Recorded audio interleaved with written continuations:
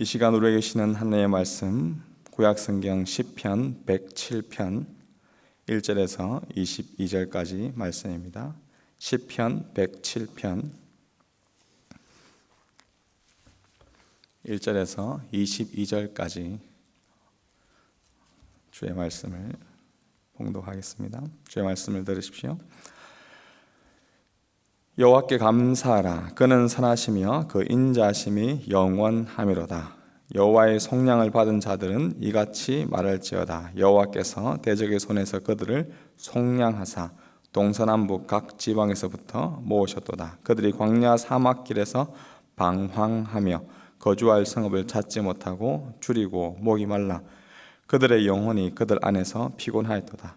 이에 그들이 근심 중에 여호와께 부르짖으매 그들의 고통에서 건지시고 또 바른 길로 인도하사 거주할 성읍에 이르게 하셨도다. 여호와의 인자하심과 인생에게 행하신 기적으로 말미암아 그를 찬송할지로다. 그가 사모하는 영혼에게 만족을 주시며 줄인 영혼에게 좋은 것으로 채워주심이로다. 사람이 흑암과 사망의 그늘에 앉으며 공고와 쇠사슬에 매임은 하나님의 말씀을 거역하며 지존자의 뜻을 멸시함이라. 그러므로 그가 고통을 주어 그들의 마음을 겸손하게 하셨으니 그들이 엎드러져도 돕는 자가 없었도다. 이에 그들이 그 환난 중에 여호와께 부르짖으매 그들의 고통에서 구원하시되 흑암과 사망의 그늘에서 인도하여 내시고 그들의 얽어맨 줄을 끊으셨도다. 여호와의 인자하심과 인생에게 행하신 기적으로 말미암아 그를 찬송할지로다. 그가 논문을 깨뜨리시며 쇠빗장을 꺾으셨음이로다. 미련한 자들은 그들의 죄악의 길을 따르고 그들의 악을 범하기 때문에 고난을 받아 그들은 그들의 모든 음식물을 싫어하게 되어 사망의 문에 이르렀도다. 이에 그들이 그들의 고통 때문에 여호와께 부르짖으매 그가 그들의 고통에서 그들을 구원하시되 그가 그의 말씀을 보내어 그들을 고치시고 위험한 지경에서 건지시는도다. 여호와의 인자하심과 인생에게 행하신 기적으로 말미암아 그를 찬송할지로다. 감사제를 드리며 노래하여 그가 행하신 일을 선포할지로다. 아멘. 시인은 1절에 여호와께 감사하라라고 명령을 하고 있습니다. 보통 우리가 언제 감사할 수 있습니까? 고마운 마음, 또 감사한 그러한 일들이 있을 때 자발적으로 생기는 마음이 감사입니다. 감사하라라고 감사해야 한다라고 명령한다고 해서 감사하고 고마운 마음이 바로 생겨나는 것은 아닙니다. 그런데 시인은 여호와께 감사하라라고 명령하고 있습니다. 어떻게 보면 다짜고짜 이야기하고 있는 것이죠. 그 근거가 어디에 있을까요?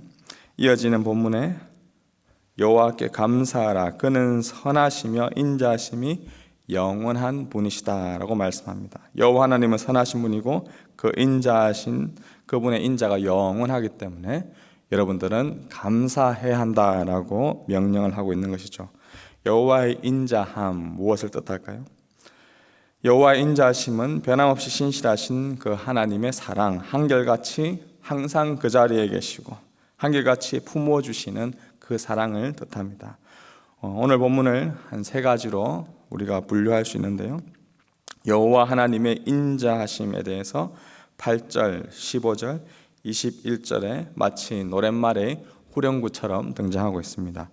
여호와의 인자하심과 인생에 행하신 기적으로 말미암아 그를 찬송할지로다. 먼저 2절에서 7절까지 나오는 여호와의 인자하심과 인생에게 행하신 기적. 4절에 나오는 것처럼 그들이 광야 사막길에서 방황하며 거주할 성읍을 찾지 못하고 길을 잃고 헤매는 자들에게 인생의 바른 길을 안내해 주신 분이 바로 주의 인자하신 안에 있다는 것입니다. 우리 대부분의 인생은 바다 위에서 표류하는 그러한 배처럼 목적지를 잃어버린 채 걷는 나그네처럼 인생의 방향과 목적, 의미를 상실하고 살아가는 그러한 존재들입니다. 생텍쥐페리의 소설 어린 왕자에 보면 어린 왕자가 꽃에게 다가가 사람들이 어디에 있냐라고 묻자 꽃이 이런 대답을 합니다. 사람들은 다 바람을 따라다니고 있다. 그들은 뿌리가 없어서 이리저리 다니면서 혼란을 겪고 있는 존재들이다 라고 대답을 하죠. 이러한 꽃의 대답처럼 대부분의 사람들은 길을 잃고 헤매고 있습니다. 이러한 인생들에게 찾아오셔서 참된 등불이 되어주시고 바른 이정표를 제시한 분이 바로 여호와 하나님이십니다. 여호와 하나님께 감사해야 할 첫 번째 이유는 바른 길로 인도하사 우리에게 참된 거주할 성읍을 주시는 분이 바로 그분이시기 때문에 그렇습니다. 두 번째 단락에 나오는 내용은 무엇입니까? 10절에 사람이 흑암과 사망의 그늘에 앉으며 공고와 쇠사슬에 매임은 하나님의 말씀을 거역하며 지존자의 뜻을 멸시합니다. 쇠사슬에 매인 상태, 즉 아무것도 할 수 없는 옥에 갇힌 고난과 같은 그러한 인생에 처한 존재가 바로 우리 인간들입니다. 쇠사슬에 매인 이유가 바른 길을 안내해 주신 여호와 하나님의 뜻을 멸시하고 무시하고 자신들이 가고자 하는 그 길을 걸어갔기 때문에 그렇다라고 이야기하고 있습니다. 우리가 운전대를 잡으면 정해진 교통법규에 따라 바른 이정표를 보고 가야 원하는 목적지에 갈 수가 있습니다. 그러나 이정표를 무시한 채 법규도 지키지 않은 채 과속을 하거나 어떤 사고를 내거나 그렇게 하게 되면 목적지는커녕 경찰에게 붙잡히게 되는 것이죠. 이러한 인생의 여정 가운데 여호와 하나님이 얽어매어진 줄을 끊어주시고 흑암과 사망의 그늘에서 참된 자유를 주셨습니다. 그렇기 때문에 15절에 여호와의 인자하심과 인생에 행하신 기적으로 말미암아 그를 찬송할지로다 라고 고백하고 있는 것이죠. 계속해서 이어지는 마지막 단락에 인간이 처한 상황이 어떠합니까? 17절 이하에 보시면 미련한 자들은 그들의 죄악의 길을 따르고 그들의 악을 범하기 때문에 고난을 받아 그들은 그들의 모든 음식물을 싫어하게 되어 사망의 문에 이르렀도다. 육체의 고통이 심하고 더 이상 음식물도 삼킬 수 없는 사망의 문에 서 있는 고난에 처한 존재가 바로 우리 인간들입니다. 모든 인간은 더 이상 육체를 정상적으로 우리가 작동시킬 수 없는 그러한 때를 모두가 맞이하게 됩니다. 맛있게 먹던 음식들을 더 이상 먹을 수 없고 병든 몸 앞에서 사망의 바로 문 앞에서 죽음을 기다려야 하는 존재가 우리 모든 인간들입니다. 그런데 여호와 하나님이 어떻게 하십니까? 20절 말씀 보십시오. 그가 그의 말씀을 보내어 그들을 고치시고 위험한 지경에서 건지시는도다. 사망의 문 앞에서 그동안 즐겨 먹던 그러한 음식을 더 이상 먹지 못한 채 죽음을 기다리고 있는 그 앞에 인생들을 고치시고 그 위험 속에서 그들을 구원하여 주시는 분이 여호와 하나님이십니다. 특히 그가 이 말씀을 보내었다라고 기록하고 있습니다. 도저히 사망의 문 앞에서 스스로 죽음의 문제를 해결하지 못하고 죽어가는 인생들을 향해 그가 보낸 말씀은 무엇입니까? 요한복음 1장에 분명히 그가 보낸 말씀에 대해서 이렇게 기록하고 있습니다. 태초에 말씀이 계시니라. 이 말씀이 하나님과 함께 계시니 이 말씀은 곧 하나님이시라. 말씀이 육신이 되어 우리 가운데 거하시며 우리가 그의 영광을 보니 아버지의 독생자의 영광이요 은혜와 진리가 충만하더라. 말씀이 인간의 몸을 입고 이 땅에 오신 분이 바로 여호와 하나님의 아들 예수 그리스도이십니다. 예수님은 이 땅에 오셔서 사망의 문 앞에 있는 자들을 고치시고 치료하시고 가르치시고 하나님 나라의 복음을 전파하셨습니다. 그리고 죽어가는 그들에게 생명을 주셨습니다. 그리고 우리가 그러한 그 하나님의 아들 예수 그리스도의 그 은혜로 인하여 우리가 감사할 수 있는 것입니다. 21절에 여호와의 인자하심과 인생에 행하신 기적으로 말미암아 그를 찬송할지로다. 8절, 15절, 21절 계속해서 반복하여 나오는 구절이 여호와의 인자하심 그리고 인생에게 행하신 기적입니다. 길을 잃고 헤매이며 옥에 갇힌 채 사망의 문 앞에서 죽어가는 인생임에도 불구하고 그들을 한결같이 바라보시고 사랑하신 여호와 하나님의 그 인자하심 곧 그것이 바로 그분이 인생에게 행하신 기적입니다. 여기 나오는 인생들의 모습, 인생들의 실상, 우리 인간들의 모습은 어떠했습니까? 광야 사망에서 방황하듯 목적지를 알지 못한 채 이리저리 표류하는 인생들이었습니다. 바른 목적지를 알려주어도 자기가 하고 싶은 대로, 자기가 원하는 대로, 자기가 가고 싶은 대로 달리다가 결국 쇠사슬에 매인 채 옥살이 할 수밖에 없는 인생이었습니다.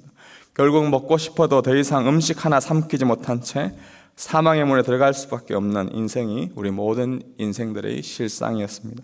그런데 이러한 인생 가운데 말씀을 보내주시고 자신의 아들의 생명을 목숨을 아끼지 아니하시고 내어주신 아버지의 그 인자한 사랑으로 인해 고침받고 치유받고 영원한 생명을 얻게 된 존재가 바로 저와 여러분들인 것입니다.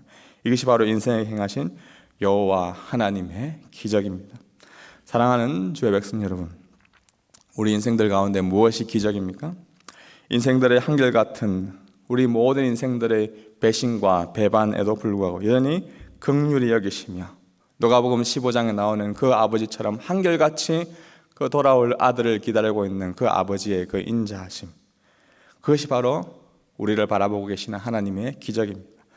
저와 여러분이 하루에 단 한 번 죄를 짓는다라고 할지라도 1년이면 365번의 죄를 짓습니다. 70년 동안 죄를 짓는다고 할 때 약 2만 5천여 번의 죄를 짓는 것이죠.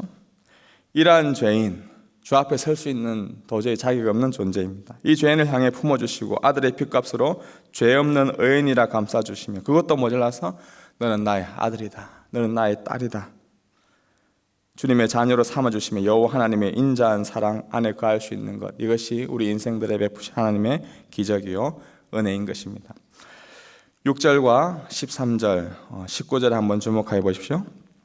6절에 그들이 근심 중에 여호와께 부르짖으매 그들의 고통에서 건지시고, 13절에 이에 그들이 그 환난 중에 여호와께 부르짖으매 그들의 고통에서 구원하시되, 19절에 이에 그들이 그 고통 때문에 여호와께 부르짖으매 그가 그들의 고통에서 그들을 구원하시되 라고 말씀합니다. 공통적으로 나오는 내용이 근심 중에, 환난 중에, 고통 때문에 여호와께 부르짖다라는 말씀입니다.